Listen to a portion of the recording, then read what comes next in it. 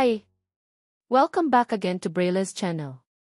Para po sa lahat ng social pensioners na nakansela ang kanilang payout dala ng pananalasa ng bagyo, ay nagbabalik po tayong muli para sa panibagong payout schedule sa inyong lugar. Kasama na rito ang lungsod ng Quezon City at iba pang lugar. Kung saan at kailan ang nasabing payout ay yan po ang ating ibabahagi ngayon. But before po tayo mag-start sa ating topic, kung bago ka pa lang sa aking channel, please do kindly subscribe, like, and share na din sa ating mga kaibigan, kaanak o kapwa po natin pensioners. At please do share na din sa ating mga social media accounts para mas marami pa ang makaalam. With no further ado, let's begin na po sa ating topic. Wow! Balik payout muli. 6,000 pesos at 3,000 pesos social pension bagong payout updates. Para sa National Capital Region at iba pang lugar as per schedule from July 30 hanggang August 21 of year 2025. Detalye alamin. Narito po ang pagbabalik ng social pension payout na nakansela noong kasagsagan ng bagyo, hindi lamang sa karatig probinsya maging sa pagbabalik payout ng NCR. Simulan agad po natin sa lungsod ng Quezon City. Narito pong muli ang bagong schedule ng inyong payout para sa first semester ng taon amounting to 6,000 pesos. Ang District 2 payout ay nakapagsimula na ngayong araw para sa Barangay Batasan Hills. Bukas July 30 ay nakaschedule na rin ang payout ng Barangay Commonwealth na gaganapin sa MRB Gymnasium Parking. On July 31 naman, ang Barangay Holy Spirit ang nakaschedule mag-payout sa inyong Barangay Hall Covered Court. At sa August 1 naman nakaschedule mag-payout ang Barangay Payatas A at ang Barangay Payatas B naman ay sa August 21 nakaschedule na gaganapin pareho sa Nara Covered Court. Ang District 3 naman ay nakaschedule ng mag-payout ngayong August 5 para sa Barangay Rodriguez, Silangan, Socorro, Amihan, Duyan-Duyan, East at West Camias, Quirino 2A hanggang 3B, Barangay Bayanihan, Mangga at Barangay Masagana. Gaganapin yan sa 5K covered court ng Barangay Milagrosa.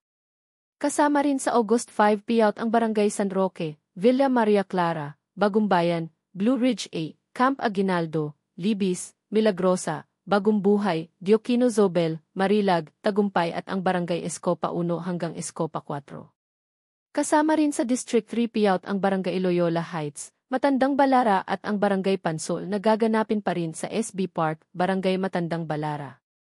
Samantala, ang District 4 naman ay nakaschedule na this August 7 na gaganapin sa Amoranto Arena, Barangay Paligsahan, kabilang dito ang Barangay Kamuning, South Triangle, Laging Handa, Sacred Heart, Obrero, Rojas, Paligsahan, Valencia, Kaunlaran, San Martin de Porres, Immaculate Concepcion, Pinagkaisahan, Horseshoe, Bagong Lipunan ng Krame, Kristong Hari, Kalusugan at Barangay Mariana.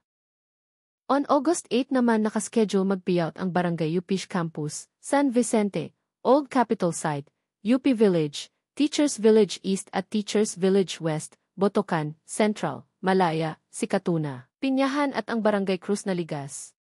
Pagdating ng August 11, ang Barangay Tatalon, Damayang Lagi, Doña Aurora, Santo Niño, Don Manuel, San Isidro Galas, Santol at Barangay Doña Imelda ang nakaschedule mag-payout na gaganapin sa Amoranto Arena, Barangay Paligsahan. At ang District 5 naman ay nakaschedule ng mag-payout this August 12 para sa Barangay Gulod, San Bartolome at Barangay Bagbag na gaganapin sa SM Novaliches. At sa August 13, nakaschedule ng mag-payout ang Barangay San Agustin, Santa Monica, Novaliches proper, Nagkaisang Nayon at ang Barangay Capri na gaganapin sa NDC Tennis Court. On August 14, nakaschedule na ang payout ng Barangay Fairview, Santa Lucia, at Barangay North Fairview na gaganapin sa Barangay Covered Court. At sa August 15 na nakaschedule mag-payout ang Barangay Greater Lagro, Pasong Putik at ang Barangay Kaligayahan na gaganapin sa Mockingbird Street Covax Court ng Barangay Kaligayahan. At panghuli ang District 6 ng Quezon City ay nakaschedule ng mag-payout ngayong August 18. Kabilang dito ang Barangay Sauyo at Barangay Kuliat na gaganapin sa District 6 Action Office, SB Park, Neptune Street ng Barangay Tandang Sora.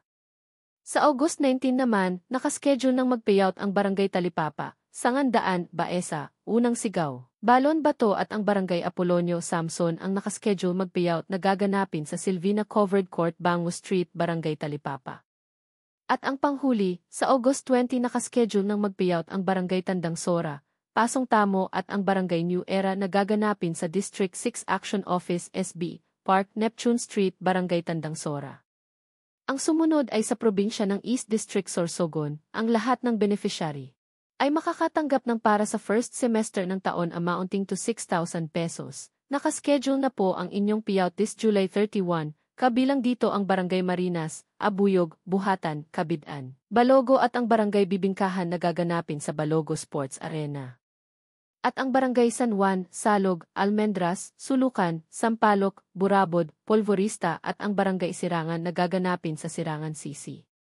Ang sumunod ay sa probinsya ng Barangay Gilion Garcia Senior Davao City. Nakaschedule na po ang inyong payout this July 30 na gaganapin sa San Antonio Gym na mag-start ng 8 to 3 ng hapon. Ang next schedule ay sa probinsya ng Barangay Igpit Digos Davao City. Nakaschedule na po ang inyong payout this August 5 na gaganapin sa Igpit Gymnasium na mag-start ng alas 3 ng hapon. At ang panghuli ay sa probinsya ng Mandug Davao City. Ito ay para sa unclaimed payout ng mga hindi nakakuha during the regular payout. Nakaschedule na po ito ngayong July 29. Hanggang July 31 na gaganapin sa Buhangin Gym na mag-start ng 8 to 11 ng umaga. Sa mga may katanungan o hinaing sa kanilang social pension at iba pang benepisyo, ay maaari po kayong makipag-ugnayan sa inyong mga barangay o OSCA office para sa agarang kasagutan. Paalaala lamang po na ang lahat ng ating payout ay para lang muna sa mga indigent seniors beneficiaries na kabilang sa master list ng DSWD. Hindi pa po ito ang universal pension na nasa Senado pa rin po hanggang ngayon. Asahan niyo pong ibabahagi natin ang anumang updates tungkol dito. That's it. Sa ngayon ay ito pa lamang ang mga nagbabalik na payout releasing sa ilang lugar, kasama na ang lungsod ng Quezon City maging ang unclaimed payout. Sa mga wala pa ring payout ay manatili lamang po kayong nakatutok sa aking channel para sa mga upcoming payout updates at iba pang informative videos na para po sa inyo. Marami pong salamat and God bless everyone.